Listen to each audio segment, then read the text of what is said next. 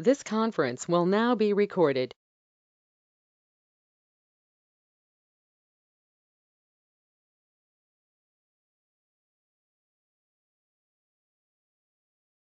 Hello everyone.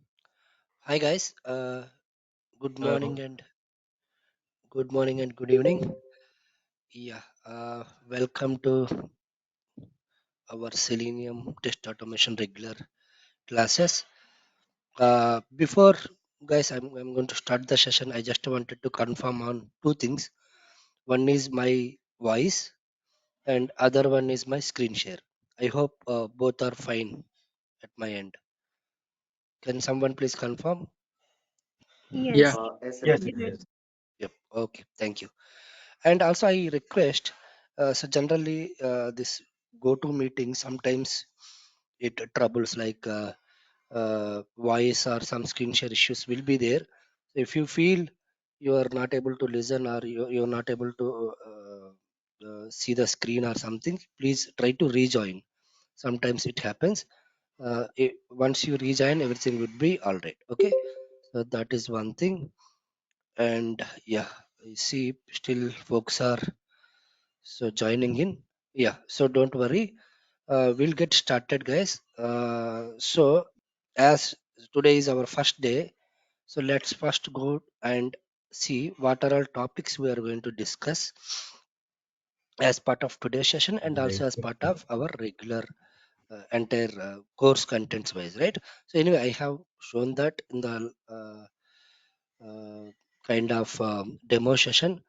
So these are the topics, or this is the entire course contents which we have for our Selenium test automation. As I mentioned, I divided entire course into 4 phases. So Selenium introduction phase 1, and we are going to learn Java, core Java things as part of phase 2, and Selenium core concepts. This is the main part in phase 3 and advanced concepts in phase 4. Okay. So we are going to start with phase 1 today, and the first day one we are going to discuss these items. Okay, these concepts, and some of them I already discussed or I already explained in the uh, first session, demo session. But anyway, I will quickly recap those things, and there are new things also we are going to discuss in the today's session. So let's see. Okay, so first let's discuss about what is test automation, because this Selenium is a test automation tool, right? So first we need to understand what is test automation and why do we need test automation though we have manual testing or functional testing in place, and also how to learn any particular tool. Okay, let's see how to learn any automation tool. And then, so different types of automation approaches, there are multiple, or majorly there are two types of automation approaches. What are those and how to do that, we'll discuss those, that thing. And again I will directly jump on to this history of Selenium, then features and advantages and limitations we'll discuss. Okay, yeah. So the first part would be like what is a test automation, right? So this we discussed in the uh, demo session also. I will quickly recap because I see few of the folks who joined today itself, they were not there in the demo session. So let's try to understand what is a test automation, right?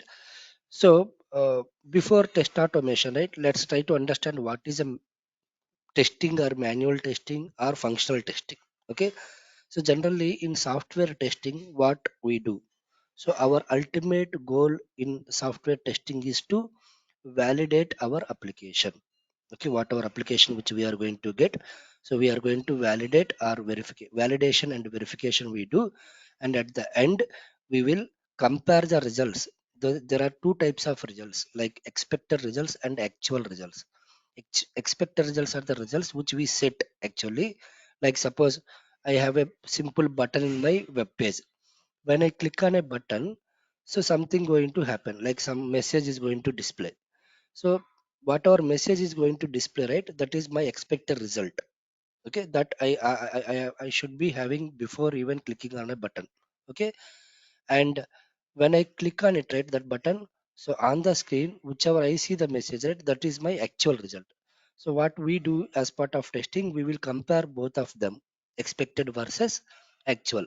So if both expected and actual are matching, then means my test case or my use case is getting passed. That is what we do in our software testing or in manual testing, or also we call it as functional testing, right? The same way in automation testing also, we are going to use a particular tool here. Okay, so we are going to use a particular tool like Selenium or Test Complete or Cypress or whatever. We are going to use particular tool, and we will automate the test cases which we have already. Okay, so there are set of some manual test cases which are already there in place. We take them, we automate them, and we execute or run them. So then finally here also our ultimate goal is to compare the results. That is nothing but actual results versus expected results. That's what we do. Whatever we do in manual testing or functional testing, same thing we are going to do by using one particular automation tool. That is nothing but test automation, guys. Okay, the tool can be anything. Okay, there are n number of tools available in the market. Like we are going to sorry, we are going to pick up any one of the tools as as per the requirement, and then we will start automating the test cases, and we are executing them. So that is what we are going to do under test automation. Here if you see, so in manual testing or functional testing or in test automation, so whatever actions we are going to do, most of them are common, like validating or comparing results, both are common, but only the way of doing is different. In manual testing, the manual tester will sit in front of the machine, and he will start verifying or validating the scenarios. But in case of automation testing, we will have a script, we will write the automation script, we will run it, it will take care of validating or verifying, comparing results, right? That is the thing, only difference. So though we have a manual or functional testing in place, why do we need, or why do I need to go for automation testing in my project or product? Okay, so there are multiple factors, guys. So let's quickly discuss these things, uh, which made automation testing is very important phase in our entire software testing life cycle. Okay, so one of the most uh, thing is like, so it saves a lot of time and cost. Because so if you have suppose let's say simple example, I have one application where uh, we have developed one regression shoot, nothing but regression test cases. There are total 500 test cases are there. Okay, so when I try to execute them manually, like suppose I'm going to perform manual regression testing, then it is going to take lot of time. Like I need 3 to 4 resources and 2 to 3 days for validating all 500 test cases. Suppose if I have a automation implemented in my same application, then I have automated all 500 test cases. To execute all 500 test cases, we required just like 4 to 5 hours.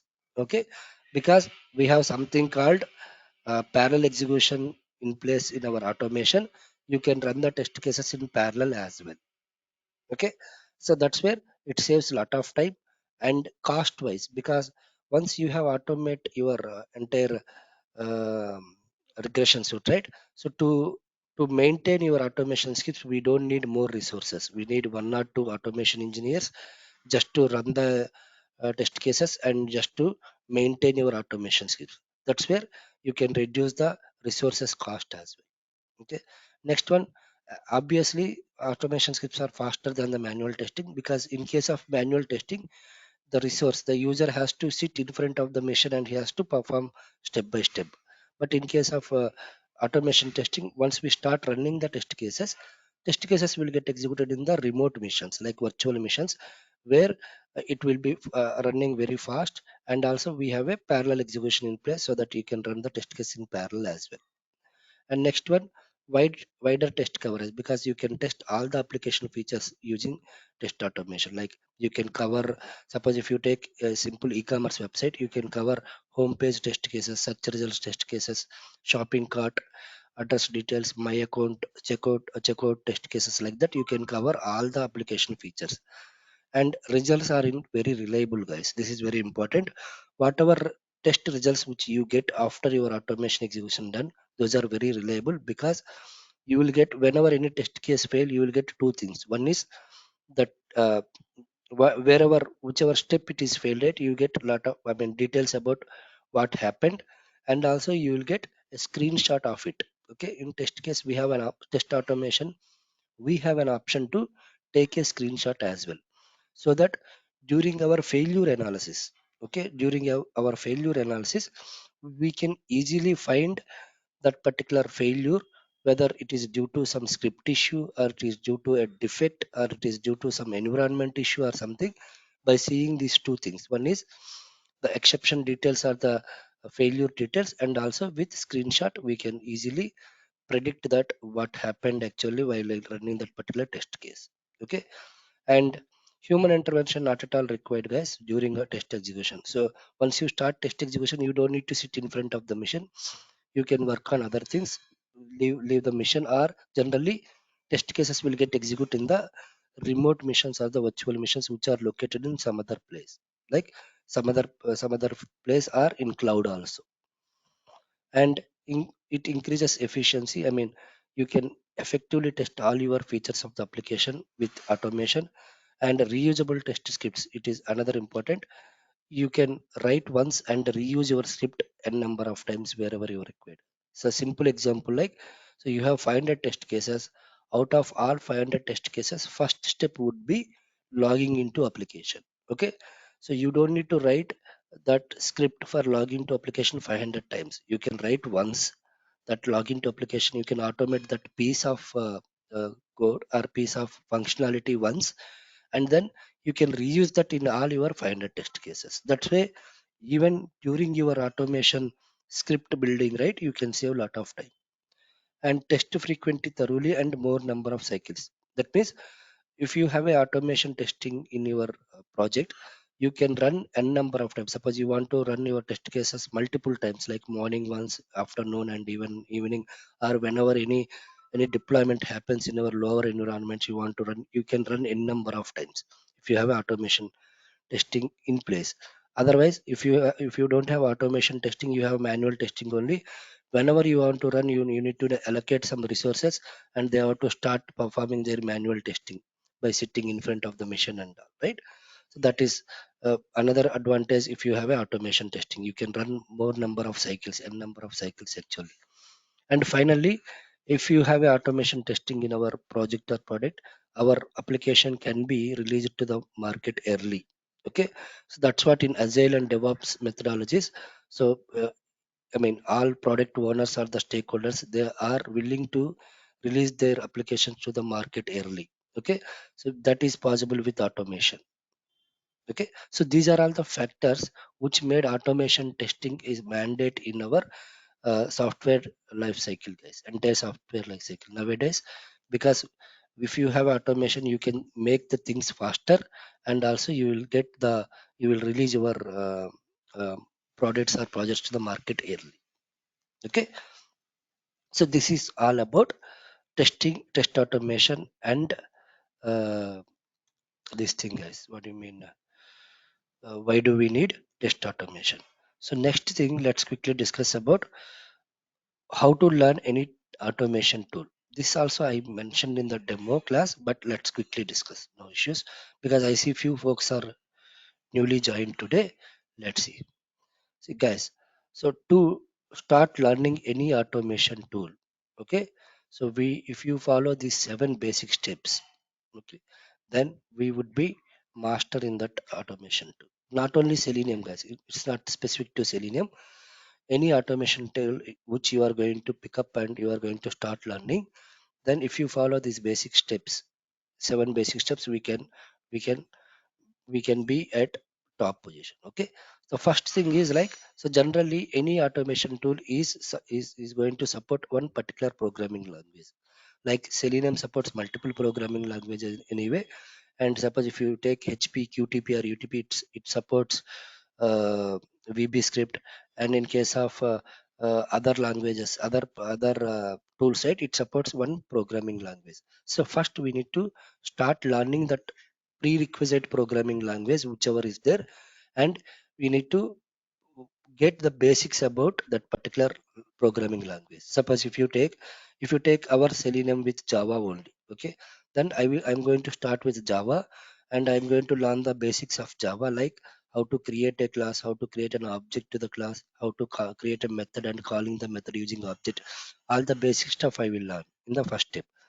Then in the second step, I'm going to learn the basic features of the automation tool. Like suppose Selenium, I'm going to learn how to launch a browser, how to enter our application into a blank browser, how to click on a button, how to navigate to pages, how to enter text into text boxes. Basic things I will learn.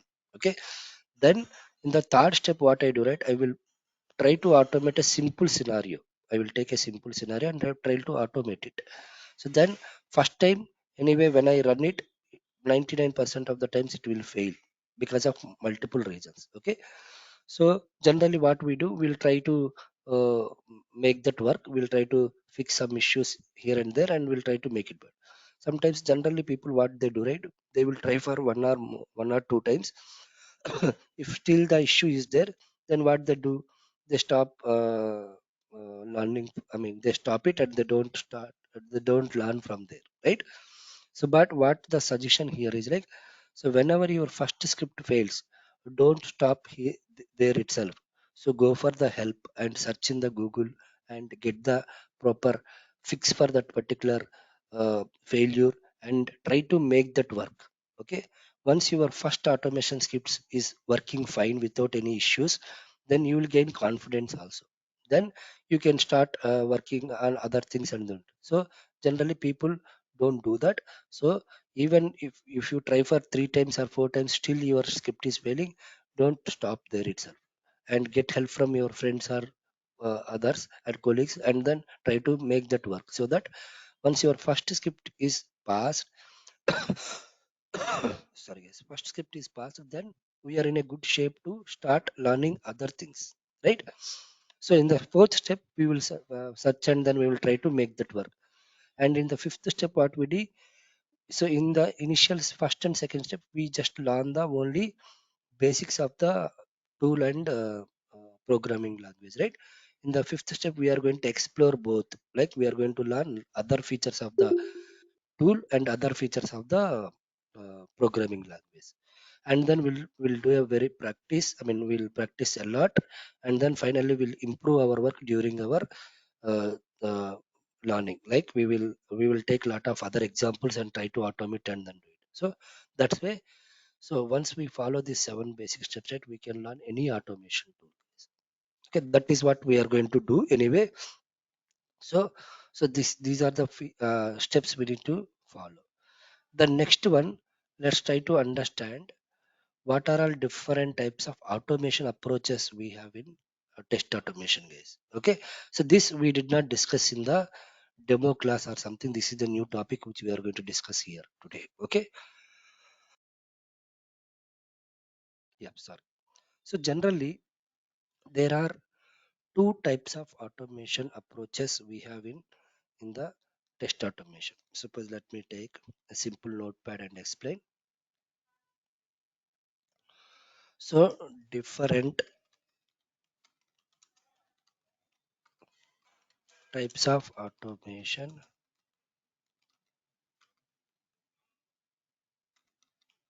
approaches. Okay, first one, object based automation testing. Okay, object based automation testing, and second one is image based automation testing.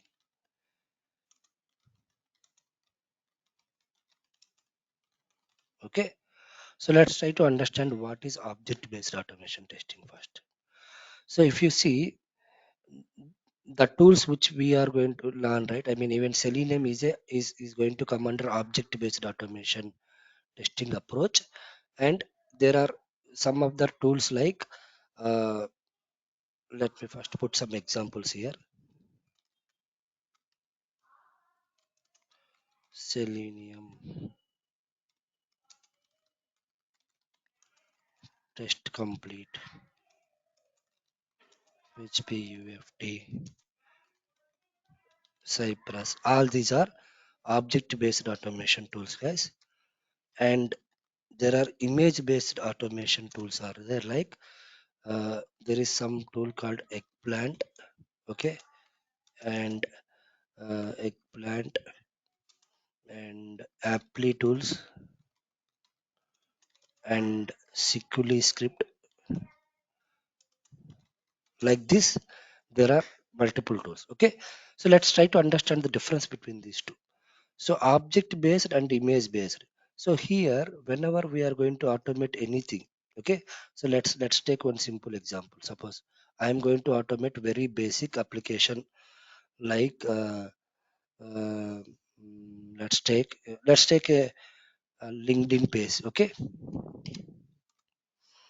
so let's take a LinkedIn application. Okay,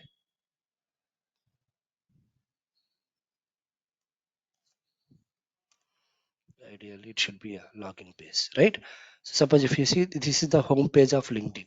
Okay, so now I'm going to automate this. I'm going to automate this login part where I'm going to enter email ID and I'm going to enter some password and click on sign in. Okay, so to automate this thing, right, so as part of object based automation, so I'm going to locate these elements. Okay, elements are nothing but text boxes, radio buttons, check boxes and all, guys. So if at all I want to locate this particular element, what I do, right, I'm going to get the properties of this element by inspecting this element. You just right click on this particular thing and there is one option. So in all browsers you see this option, inspect. Okay, so if you see, there is one section called elements. So this is generally this entire script, right? This we call it as DOM, document object model. Okay, so this document object model will have the entire HTML part of this particular web page. Okay, so if you see here input, so the developers they have used input tag for this particular text box with some properties or attributes like class, autocomplete, required, id, name and something, some other things. Okay, so as part of object based automation approach, I'm going to identify this particular element by using one of these attributes. Okay, so there are some locators available in Selenium also, like ID, name, XPath, CSS selector, class name, like that. By using those locators, I am going to locate or identify this particular element, and then I am going to perform the action on it, like entering text into text box and like that. Okay, so this is how we are going to perform, or we are going to do identify the elements in the in object based automation approach. Okay, because generally these are something like object properties, like that. That's where then the name was like object based automation approach.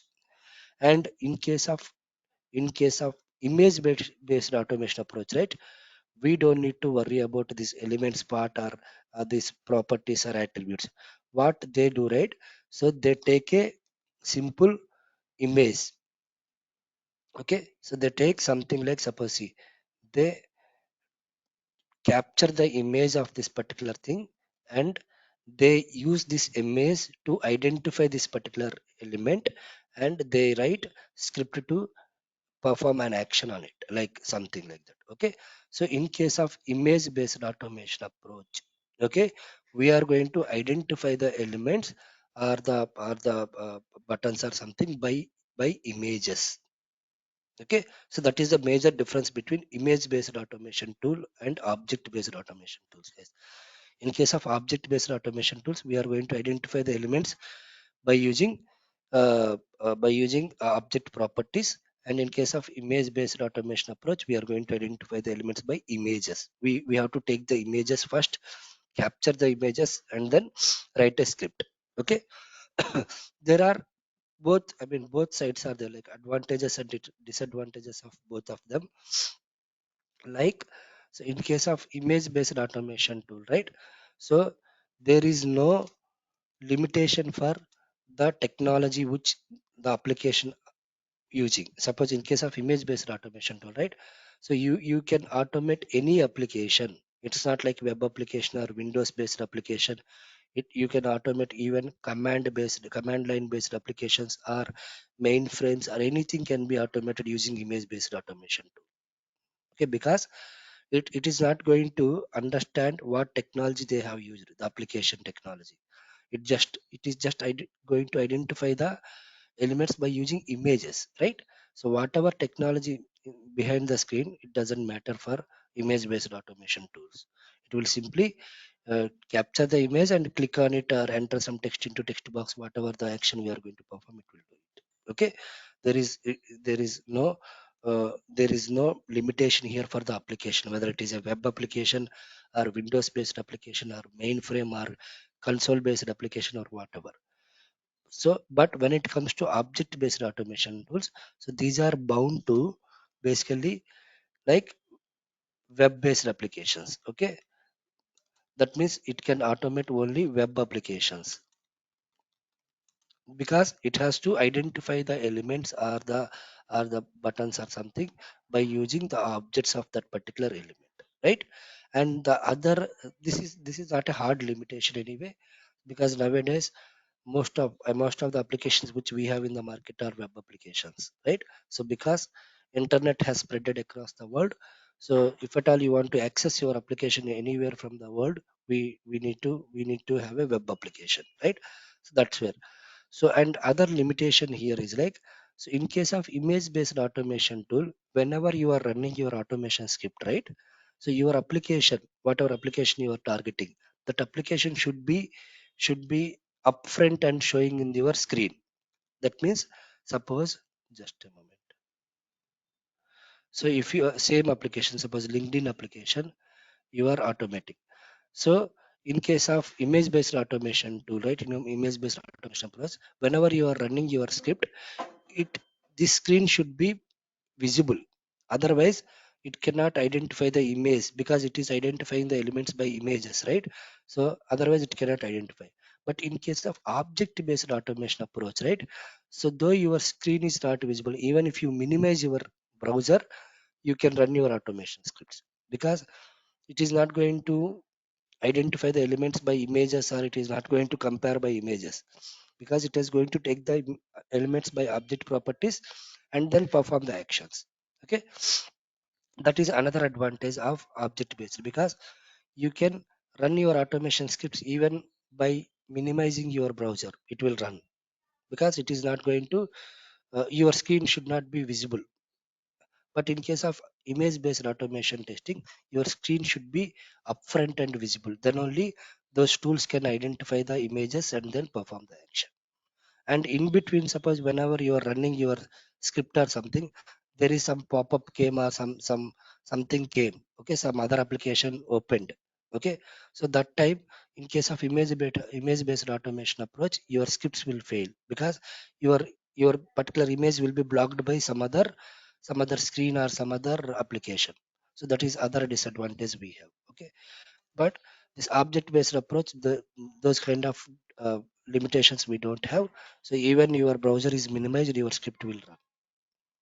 Okay, anyway, I will show you that how it is really running that. Okay, in case of object based automation approach, the examples for object based automation approaches, there are many tools, because major part is occupied by object based automation tools only, guys, like Selenium, Test Complete, EFT, Cypress, and Protector, Jasmine, Playwright. All these are object based automation approach to, automation tools only.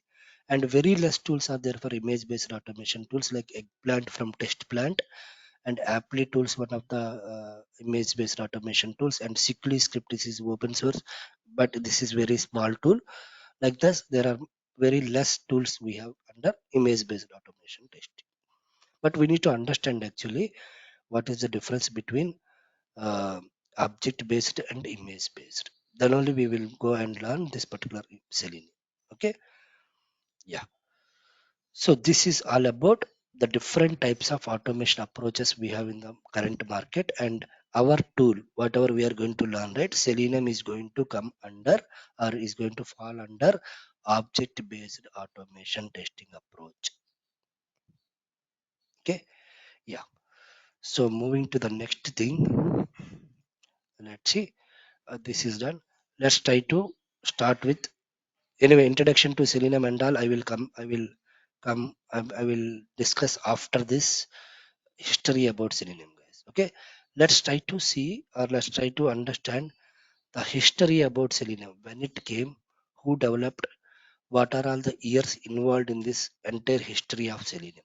This is not very old tool, guys. That means it is not a very legacy tool or something. It is recently developed. Only recently means in 2000s only, not in 1990s or 1970s or something. It's not very legacy tool. It's a new modern tool only. Okay, let's see what are all different years involved and the history about Selenium and how the name came. Okay, those things also we'll discuss quickly. Yeah.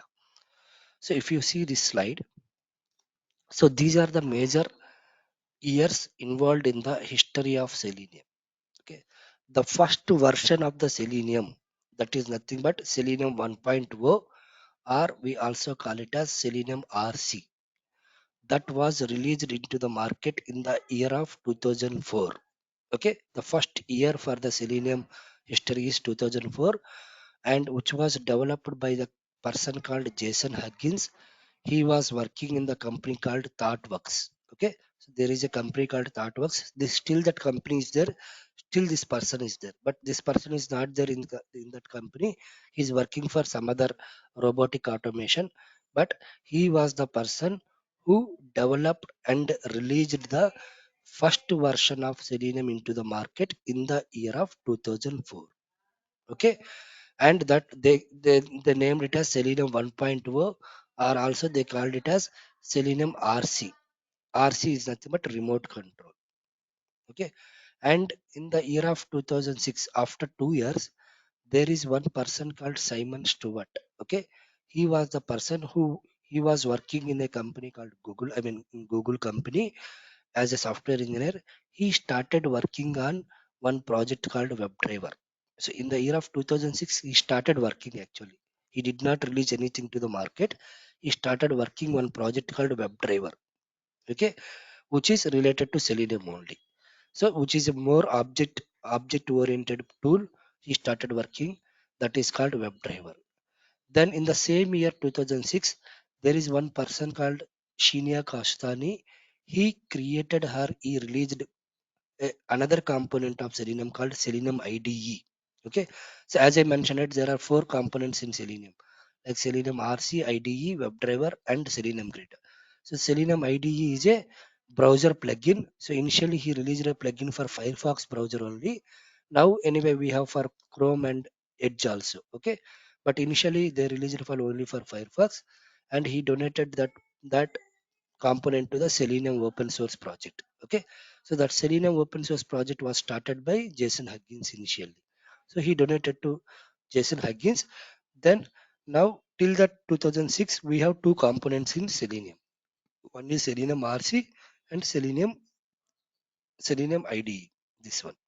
Okay, and this in the same year 2016, this guy Simon Stewart started working on WebDriver, right? So that WebDriver is also there. Then the main year 2009, this was the main year, guys, where the both guys like Simon Stewart and Jason Huggins, they decided to merge both the components like Selenium RC and that WebDriver project, whichever he was working, right? Simon Stewart, they merged both of them into a single project, and they released it to the market as a Selenium 2.0, or Selenium Selenium WebDriver. So from there onwards, we call Selenium project as a Selenium WebDriver. Okay, or simply Selenium 2.0 also. So that's where in the year of 2010, the major version of Selenium, like Selenium 2.0, released, and it became one of the most powerful tools because of the features of WebDriver. WebDriver has a very powerful features which made that particular tool more powerful, guys. Okay, so I will tell you about what all the features WebDriver has it, but let's see. Like Selenium 2.0 was the more stable version of the Selenium, which was released in the year of 2010. So later 2010 and onwards, right? So they started deprecating Selenium RC. Deprecating is nothing but they are decommissioning actually. So they were decommissioning the Selenium RC because they merged most of the features into Selenium WebDriver. So then they don't want to maintain two tools or two components. So then they decided to decommission the first tool or first version of the Selenium called Selenium RC, and the most of the features they merged into Selenium WebDriver. Then in 2010 or 11, they started decommissioning and they stopped maintaining that particular first project called Selenium RC. So from 2010 onwards, actually, we had only Selenium WebDriver. Okay, we don't have, or we did not worry about that time that Selenium RC or something. Okay, so from 2010 onwards. Then from 2010, 11, 12, 13, 14, 15, right? So during that time, they started implementing some other features. They incrementally added some features to the 2.0. They released 2.1, 2.2, 2.3 like that, some minor releases. And finally in 2016, they released one of the major release called Selenium 3.0. Okay, so that was one of the major releases which has more features and which made more stable also. Then later in the 2021, 2 years back, right? So in 2021, they released another major version called Selenium 4.0. Okay, and as I mentioned, right, Selenium is a open source tool, guys. It is not a proprietary or commercial tool. You don't need to go and purchase the licenses or something. Okay, here it is an open source tool. There is a open source community or open source project team who maintain all these Selenium libraries. Okay, so there is a team actually who are actively working on this Selenium, and they are releasing the versions to the market regular basis. Suppose now 4.0 is there, right? So in 2021 they released 4.0. Now if you see the latest version, okay, so let me go to the Selenium official site. So if you see selenium.dev dev, okay, so this is the official site of Selenium, guys. Okay, you can find the latest versions and you can download the even previous versions of Selenium also. All everything you can find here. So if you go to downloads, you can see what is the latest version of Selenium. See, Selenium Server or Grid or Selenium WebDriver actually. So the latest version, stable version is 4.8.0. Okay. So in year of 2021, they started with 4.0.0. So they eventually on regular basis they are adding some other features or they are fixing some issues and they were trying to make the book stable, right? So what now the latest stable version which we have in the market for Selenium is 4.8.0. Okay, so this is one thing. This is Selenium Grid or Selenium Server, which can be used for our Selenium WebDriver, and there is some language bindings also there. Like suppose if you are using Selenium with Java, you can go and download this library. If you are using Selenium with Python, you can download this and use it. Okay, so this was released in Jan 23, 2023. That means just 1 week before only, guys. Right? See, just a week before this stable version was released into the market.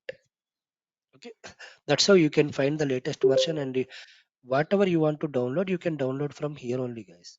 Okay, you don't need to download from some other websites or something. This is the official website of Selenium, and you can learn anything. You can learn from the documentation part. Okay, so this documentation also will be have a detailed information about Selenium and with language wise. Suppose in Java, how do we write this? And in case of Python, how do you write this? In case of C Sharp, how do you write this? Right? Ruby, JavaScript, and Kotlin, some other new language they have added. But Java, Python like this, you can see how the script differs. Okay. So this is the history about Selenium, guys. So these are the major years involved in Selenium history. Okay. Now let's try to understand how this name came. Okay, how the Selenium name came. Yeah, just a moment. Yeah, someone is. Yeah. So generally, if you see selenium, this is a chemical name, guys. Right? Generally, in chemistry or in chemical industry, we have a element called selenium. So there are multiple elements, right? Selenium or mercury or lot of elements are there. There are total 108. I don't remember. There are of elements are there. One of the chemical elements is selenium. Then how did they choose this selenium name to this particular tool? Okay, let's try to understand. There was some simple history there. So actually, this guy Jason Huggins and his team, they started working on this project called Selenium. So initially they did not name it anything. Okay, they started working and they were used to name as a JavaScript runner or something, because so internally they use JavaScript runner to uh, locate elements or perform the actions. So that's where initially they were using a name called JavaScript runner or something. So later on one day, one fine day, they were sitting and they were discussing about the name for this particular tool. Then so that time in the market there was a tool called QTP. Okay, so now we call that as UFT now, but there was a tool called QTP, Quick Test Professional. Okay, so that was the tool which was ruling the test automation market that time. Okay, and that was the tool developed by the company called Mercury. So initially the tool was developed by a company called Mercury. Later it was got by other company called HP. Now the UFT or QTP is maintained by HP company. But initially the QTP was developed or maintained by the company called Mercury. Okay, so then these guys were sitting and then discussing about the name of the things. So they want to give a counterpart to the existing tool and they want to become a number one in the market. So they want to give a name like uh, which will be the counterpart to that particular Mercury. See, generally in chemical language or chemical things, selenium will cure the mercury in the body. Generally, if you have a mercury in the body or something, selenium element will cure the mercury actually. Okay, as a chemical methodology, right? So then this guy Jason Huggins, they want to name it as a selenium. So he just played a joke saying that, so let's have a selenium because which cures mercury. So anyway, Mercury is a company which they are leading that time. So let's to give a counterpart to them, let's name it as a selenium. So that's where that selenium name came, guys, because of Mercury. Because Mercury company, which was there earlier, which was developed a tool called QTP, they want to give a counterpart and they want to be a competitor to that particular tool. So this name came. Okay, selenium. Selenium is actually a chemical name. Okay, the element 34. The element 34 is a selenium actually. So that's where to give a counterpart, they gave a name called selenium. That's how the selenium name came, guys. And so these are all the different years involved. Okay, so just remember who developed it and what are the years involved it. So there won't be any interview questions on it like in what year selenium came and all. Very less, you don't need to worry about all this, but better to understand the roots of selenium, when it came, who developed it, and who are the key persons involved in the selenium entire history. Okay, now, one thing is this Jason Higgins, he is not maintaining the Selenium 4.0, and Simon Stewart, he is not maintaining the Selenium 4.0. There is another new team as part of this particular Selenium 4.0, they are maintaining. Okay, so Simon Stewart, who was there till Selenium 3.3 version, then he left as a main project leader. Okay, so he left from project lead and he delegated to some other person. That guy is leading the Selenium 4.0. Okay, so that is all about history of Selenium, guys. Then let's quickly discuss about features of Selenium and also advantages and limitations. This is another important thing.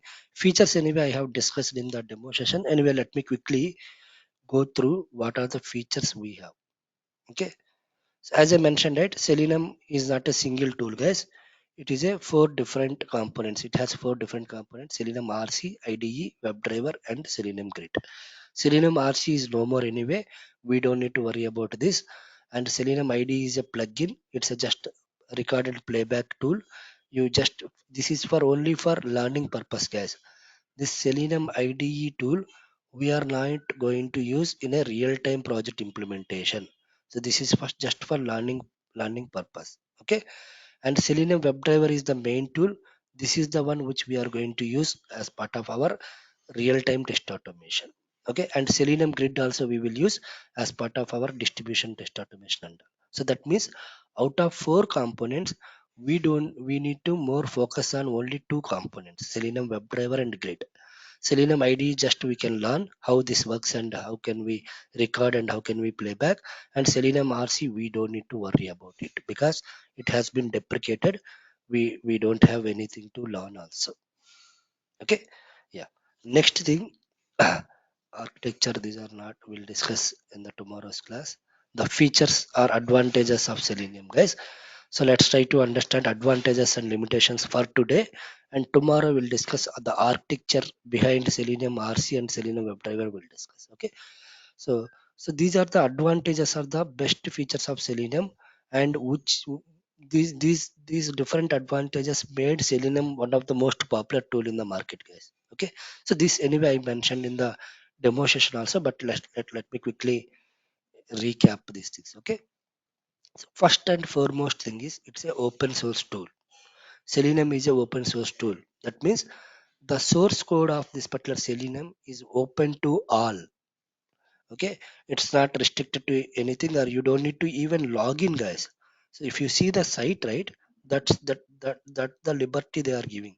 That means, see, if you go to Selenium this thing, if at all you want to download the Selenium version, even you don't need to log in, you don't need to create an account to download this. You can simply click on this. Suppose I'm clicking on it, see, it started downloading. That's it. You don't need to create an account, or you don't need to log in even to download the library. So that's why it's a pure open source tool. You just need to download, go to the official site and download, and you can start using it. Okay, so that is that is what the Selenium is a open source tool. One of the most advantages we have for Selenium is like, because the tool cost is zero, you don't need to purchase anything, you don't need to put any cost for tool. You just need to hire some automation engineers to automate your application. That's it, right? And Selenium supports multiple browsers, guys. So there are tools, they are limited for only few browsers. Suppose if you take HP UFT only, like QTP, it supports only two browsers, IE and Firefox.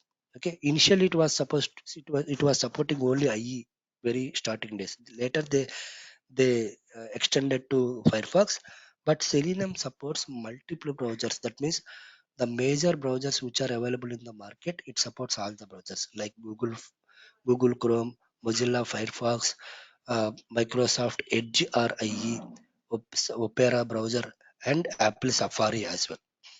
Okay, and so Selenium supports multiple operating systems as well. That means you can write your Selenium scripts in Windows machine, and you can run your Selenium automation scripts in Linux or Unix or even Apple iOS machines. Okay, and then it supports multiple programming languages like it supports almost 5 to 6 programming languages like Java, Python, PHP, C Sharp, Node.js, and and Kotlin, and all this recently added. Okay, and it supports multiple frameworks also, right? Whatever unit testing frameworks available, or whatever test automation frameworks available, it supports like JUnit Test NG, and even Cucumber BDD frameworks. It supports all those frameworks. And then easily we can integrate Selenium with those frameworks. And finally, it is very simple and easy to learn. So you can adopt this tool for your web application easily, and learning wise also very easy, guys. Okay, I will make that possible, because I will make you guys understand the concept easily and adopt the tool easily. Okay, so these are the advantages of Selenium which we have, guys. Now any tool will have both sides, guys. One is advantages and disadvantages. So Selenium also has two things: advantages and limitations. Let's try to understand what are the limitations Selenium has. Okay, so I'm going to take 5 more minutes, guys, and I will end here, because today is mostly like theory, so I don't want to bother you much. So let's try to finish this, and then uh, uh, close the today's session. Okay, so limitations also we need to understand. So as I mentioned, right, Selenium supports web-based applications. It doesn't support other kind of applications like Windows based or console based or other type of applications. It purely supports only web based applications. Web based applications are the applications which can be opened through browser using internet. Okay, so this is one of the limitations, but it's not like a hard limitation. As I mentioned, right, most of the applications in the world are web based applications nowadays. And next thing is like you need to learn one of the programming languages if at all you want to learn Selenium, right? So using just Selenium you cannot automate. You need one of the supported programming languages like Java or Python or C Sharp or something. Okay, that is another limitation because along with tool you need to learn one programming language. And there is no direct inbuilt support for reporting guys in Selenium. uh, Using some other supporting tools like TestNG or JUnit or extent reports, you can generate reports for your test scripts. Okay, but there is no direct reporting, inbuilt reporting capability for Selenium. Okay, I will show you how to generate reports using TestNG in our classes. And Selenium, as Selenium is a free tool, right? Generally, there won't be any proprietary vendor support will get for Selenium because generally, in case of commercial tools, right? What we do, uh, whenever we stuck somewhere, they will give a support email ID or support team email ID. We can reach out to them, or they will even give a uh, contact number for their proprietary support team, right? But in case of Selenium, it's not like that. Whenever you have any doubts or something, you can just simply search in Google, or there are a lot of blogs or communities working on Selenium. You can get the help from there. And there is no direct test management tool integration for Selenium. Test management tools like Jira or Azure DevOps tools like TFS, like that, there is no direct support. So but alternatively you can get it done by using backend approach. Okay, and other limitations, if you see, handling Windows authentication pop-up from specific lower environment. So this anyway ruled out guys because this has been handled in the version of 4.0. That means sometimes if whenever you launch any application, you see one pop-up is going to come like asking username and password. So usually that is not a Windows based pop-up, which is a sorry, that is not a web based pop-up, that is a Windows based pop-up. Okay, so that was basically kind of a pop-up where it was not automated by Selenium earlier, but now in Selenium 4.0 they have given a feature to even automate that. Okay, and file upload controls also, one kind of file upload controls we cannot automate in case of WebDriver. And flash objects cannot be automated anyway. There are no flash objects or flash kind of applications now. It is very old technology. And captcha or barcode readers cannot be tested or cannot be automated guys. So not only using Selenium, captchas and barcodes cannot be automated by any tool. The main purpose are the main uh, the main purpose of having captchas to avoid automation in their applications, right? So that's where captchas or barcodes cannot be automated by any automation tool basically. Okay, yeah, so these are the limitations we have. And I'm going to mention here is like these are not a hard limitations. For everything we have a alternatives. Okay, yeah, so this is all about limitations guys. So let me do one thing, let me stop it here for today. So tomorrow we'll discuss how Selenium works initially, and also what is the architecture of Selenium. That means how Selenium RC architecture defined, and how Selenium WebDriver architecture defined, how really Selenium works from backend. Okay, so that I will explain tomorrow's class, and I will also show you how Selenium is really running and all those things by simply showing one test case execution, and then we'll start with Selenium IDE, which is like one of the components of Selenium. How to install Selenium IDE plugin, how to record a simple scenario, how to play it back, and all those things we'll discuss in the tomorrow's class. Okay. Yeah. So let me wind it up for today here, and I'm going to leave for questions and answers here, guys. Okay. So, guys, that's it from my side for today. If you guys guys have any questions, just either you can ping on the chat box or you can talk to me directly. You can unmute yourself and talk to me directly. Whatever works, you can prefer. Yeah.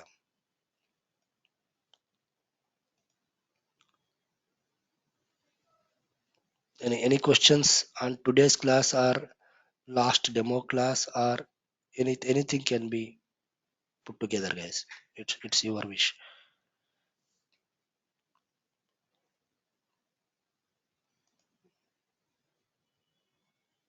I see some of the folks who joined today only.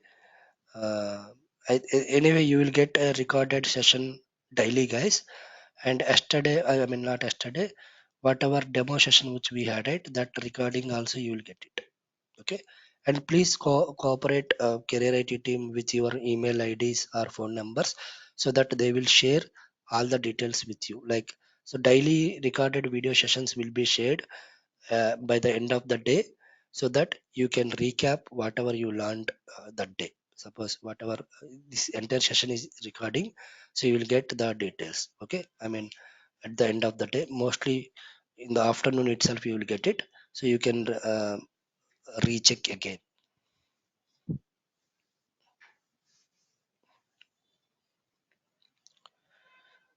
Any questions, guys?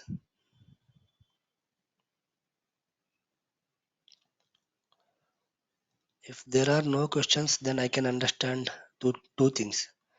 Either you guys got everything or you got nothing.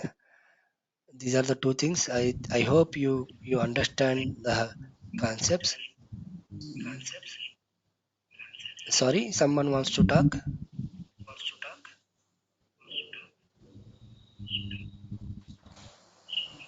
Sorry, I can't hear you, Rajesh.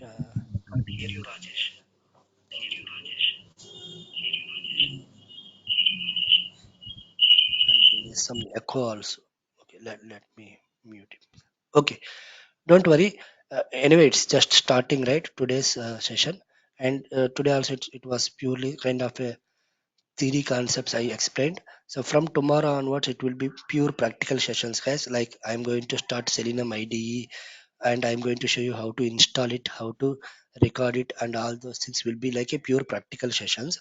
So today, as it is a first day, and we need to understand some details about Selenium, like history and all limitations and all, right. That's where I started with a theory. But tomorrow onwards, I promise it will be pure practical and it will be more fun to learn. Okay. Yeah.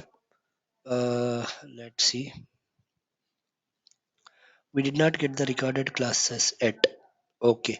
I think recorded session of the demo you might have get it through your WhatsApp or something. I'm not sure. Anyway, I will let them know again. I mean, career IT team. So you will get both of them. I mean, demo session and also today's session. So everything will be so that's where please try to provide your email ID to the career IT team. They will reach you out anyway. They will call you today and they will reach you out for your details so that they will share all the details with you.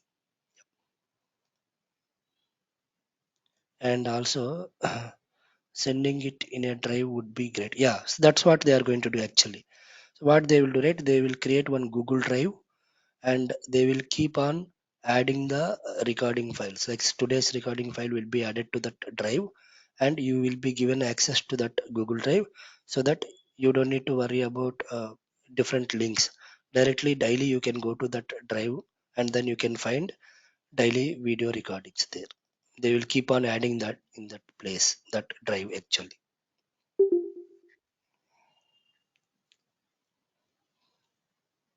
Okay. I hope if there are no questions, at least for today, it's good to close, guys. Thanks, guys. Thanks for your time. So let's catch up again tomorrow at 7 a.m. IST, and we are going to discuss the rest of the things like very practical sessions from tomorrow. So let's try to understand Selenium IDE. Before that, let's try to understand Selenium architecture as well. Okay. Yeah. Thank you all. See you tomorrow, guys. Thank you.